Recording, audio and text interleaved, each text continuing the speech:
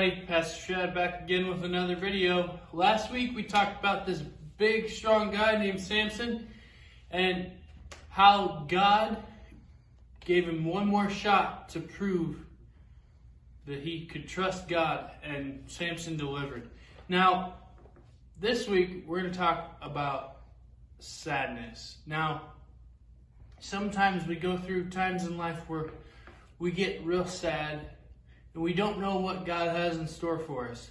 But we're going to learn about a story how God put these two people together, that because they stuck together, they stayed as family. Even though they weren't that close to begin with, then he brought them joy into their lives.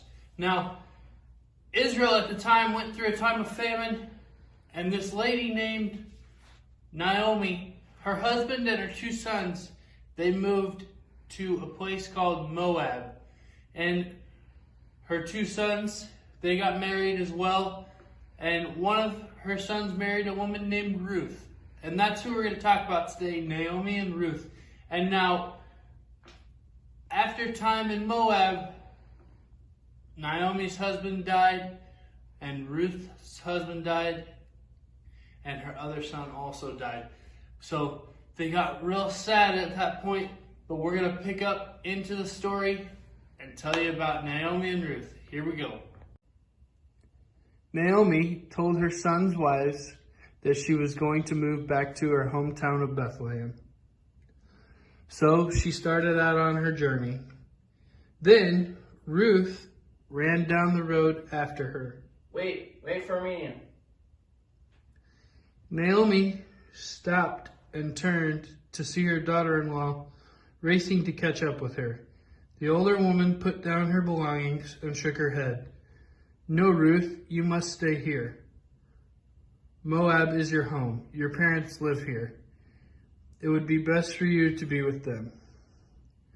Ruth replied, "I'll be sad if you go without me. Wherever you go, I'll go too." There on the road, Ruth made her choice. She and Naomi had been through so much together. It was time to start a new life. Naomi said, "You truly are a daughter to me. Let's go." When the two women arrived in Bethlehem, all the townspeople welcomed them. They remembered Naomi.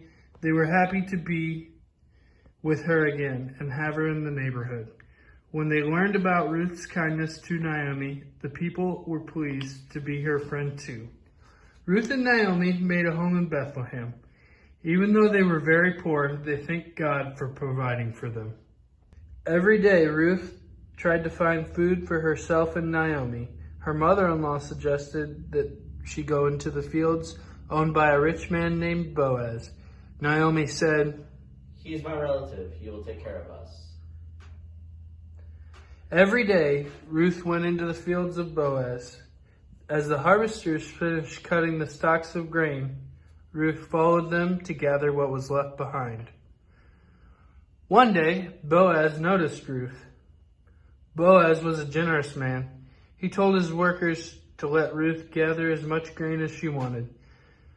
He shared his lunch with her and sent home some extra food for Naomi. Soon, Boaz and Ruth fell in love.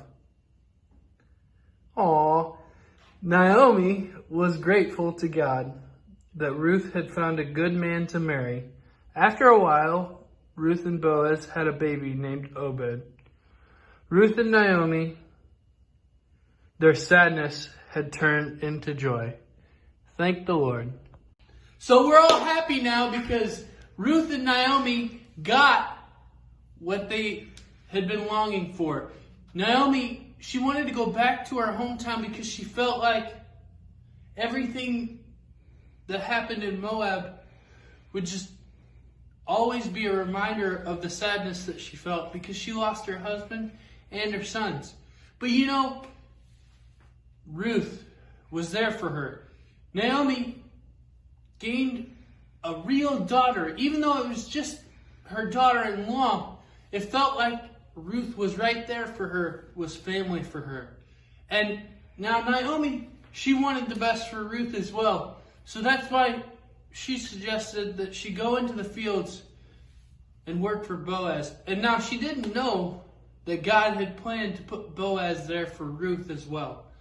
That they could make a family of their own and have a new fresh start. But God knew this plan all along. Sometimes we can get real sad because we don't know what's going to come next. But you know who does? God. He has that plan to turn our frowns to smiles. So next week, we'll see ya, and we'll have another video for you. And remember, kids, Jesus loves you.